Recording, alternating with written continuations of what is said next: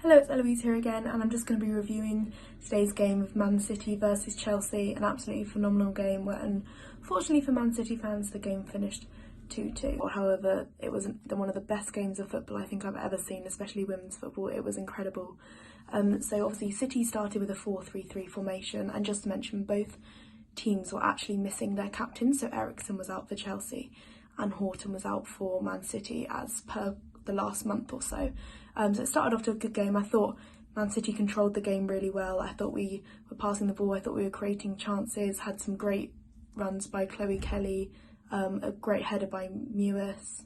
So most of Chelsea's attacks came from counter-attacks because City held most of the possession and created loads of chances. So obviously in the 24th minute, Chelsea scored. It was a set piece by a corner from Erin Cuthbert and a great header from Sam Kerr into the right side of the net. Alex Greenwood was there and tried to clear it with her body, but unfortunately she wasn't tight enough to the pole. So some slight defensive error from City there, which led to a goal, which meant the score at this point was 1-0. City didn't let their heads drop, and in the 28th minute they came back with a fantastic goal by Chloe Kelly. Caroline Weir won the ball and Lauren Hemp assisted Kelly with a great goal. The amount of chances in this game was exceptional. It's hard to keep on top of them all.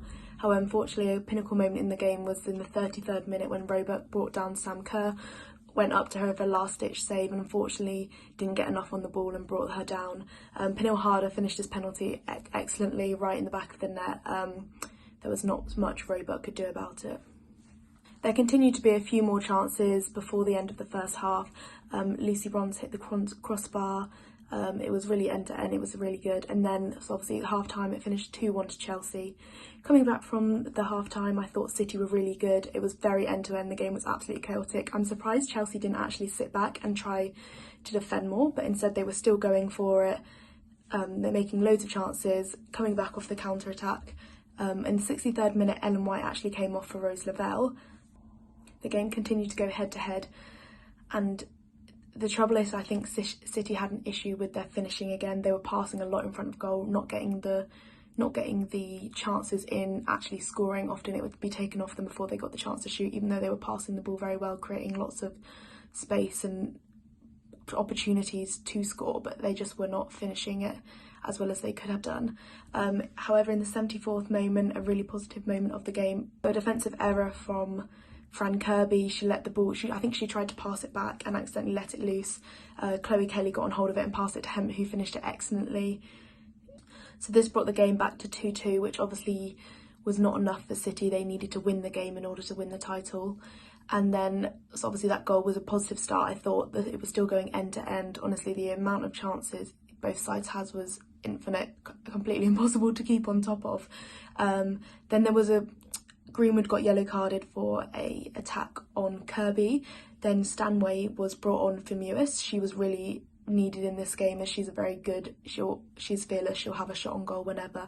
And then definitely one of the best saves I've ever seen, I think, in the WSL from Anna Katrinberger.